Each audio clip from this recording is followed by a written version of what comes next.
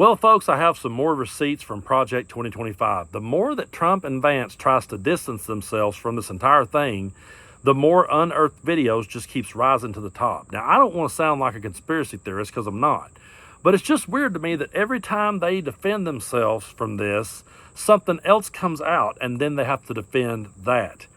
And here they are. This is another unearthed clip of the Project 2025. They're talking about it, their battle plan, what they intend to do. And they say right out loud that they understand Trump is distancing himself from it for a reason. They understand why he has to do it. And they're okay with it because they know when he gets in, he will take their plan and run with it. Folks, you couldn't even make this stuff up. I mean, there are some really good shows out there right now, some of the most well-written shows I've ever seen. But you'd be hard-pressed to find someone who could write it to go like this, because it's that unbelievable that it's real life. It's like, are you kidding me? This is really happening in 2024. Yes, it is. Here they are in this unearthed video admitting out loud they know Trump has to say he don't want nothing to do with it for a reason. They're okay with it because they know he's their guy. Take a look. More times from the rally, the president, distancing himself from the left's boogeyman of Project 2025. Yeah. And you're not worried about that? I'm not worried about it. Okay. He's running against a brand. He is not running against any people. Okay.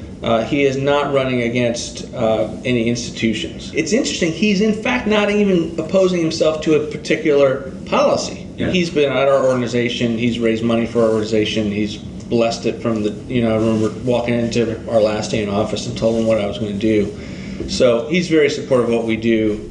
So yeah, he's been at their organization, he raised money for their organization, he blessed their organization, and they're perfectly okay with him saying he don't want nothing to do with it. They're okay because they know he's their guy, and they also know that J.D. Vance is their guy, and they're very happy with that pick. Take a look at this clip. This one will blow your mind. Listen closely, folks. This really gets weird.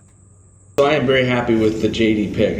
I think it's transformative for sure. Yeah. And he's, think of him as a member version of what we do. Yeah. So there's no think tank, no policy organization, no battle plan creator other than us for the worldview that I think Donald Trump has and that JD has. The best example is like the campaign selected me to be the platform because of their views on my policy ideas, and they're not running from all of the negativity that I get from the press. I see. So they haven't been spooked on you as a person, you don't think? No, I mean, I don't think I'm going to be their transition pick because then they have all these kinds of stories. Yeah. But no, the relationship is great. The head of the Trump transition team has not yet been appointed, but Vogt says that no matter who is named, he'll be able to hand over his Project 2025 battle plans directly.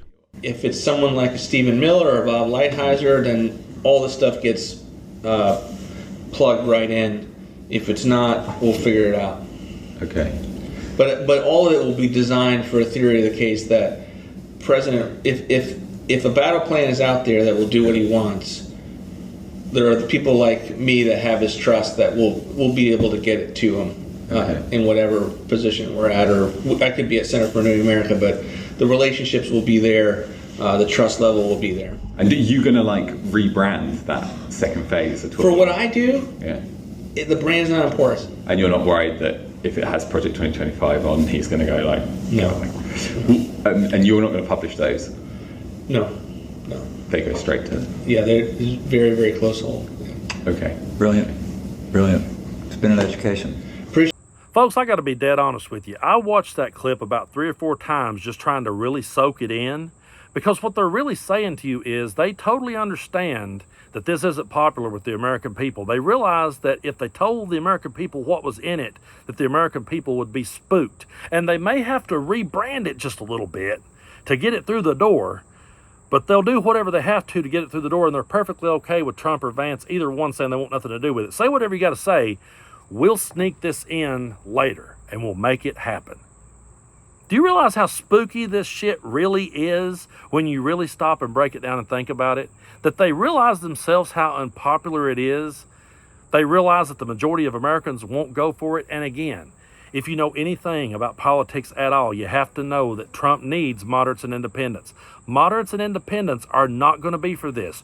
Reasonable people are not going to be for this. And this is not about politics, folks. It's truly not. I know some people think this is just some sort of left-wing boogeyman that we've cooked up to try to label and put on Trump. That's not it at all. There are Democrats, there are Republicans, there's independents, there's moderates. Hell, there's people probably right in MAGA that realizes, whoa, shit, this is some extreme stuff. And I would go so far as to say I would bet that there are people in my part of the world who will hold their nose, and they may not vote for Harris, but they may vote against Trump just because they truly do understand what's in Project 2025. That's how unpopular this whole thing is. This is how extreme that this entire thing is. And every time Trump and Vance tries to walk away from it, they let another tape out there to say, no, you're with us. So it makes you wonder if Trump is their puppet. It makes you wonder, you think, oh, Trump's this big guy that's, out there. He's this rough and tough dude who's going up against the system. He's this rebel. Is he really? Or is he just a puppet on a string? And they realize he's a cult of personality that they can cash in on, and they can put their brand on. They can hitch their wagon to him. They realize people will fall for him. I really don't think, in all honesty, that any of them could do what Trump has done. And I'm not giving Trump credit. But Trump does know how to manipulate people. He does know how to grift. He does know how to work a crowd and manipulate the media and use it to his advantage. Everything Trump does, as stupid as it looks on the surface, and as stupid as a lot of it is, and as outlandish and over the top as a lot of it is, he still knows how to muddy the water just enough to distract everybody from everything that's really going on. And I think at the end of the day, these people realize that about him, and they realize, hey, this is the guy. He'll go for it. Because he's so power hungry, he'll go for it. He's got this cult that will follow him right into office, and they'll be all for this, and we'll slip it in, and we'll put it in place. And do you realize the totalitarian nightmare that we would be living under if Project 2025 was implemented? Do you realize how Handmaid's Tale would be a reality? That's where we would be. Folks, it's out there. It's online. You can look it up. You could read it for yourself. I've been doing it. I went to the trouble of printing it off so I could really highlight it and make sure I understood what was going on. It's that serious. It's nothing to look away from. We're not trying to be hyperbolic. We're not trying to create a boogeyman. We're trying to warn people about a train that's headed straight for them. I feel like I'm standing here and I'm watching somebody on a train track listening to headphones. Listen to, like, maybe they got an old 80s boombox up by their head. I'm old school. They got, and they don't realize there's a train behind them, and you're trying to get their attention. Hey, take the headphones out for a minute. Look, right behind you, move, get out of the way. That's what it feels like we're doing. And we keep bringing these receipts, and we keep showing them saying to you that, yes, we're playing you. Yes, we're going to have to distance ourselves from it till we get it through the door, but we're going to get it through the door. There's all the receipts you need. It's not me trying to cook up a boogeyman. At the end of the day, folks, I'm all for democracy. You can be a Republican. You can be an independent. You can do whatever, atheist, agnostic, Christian. I don't care what you are. Believe what you want to believe. Vote for who you want to vote for. But understand what's at stake here.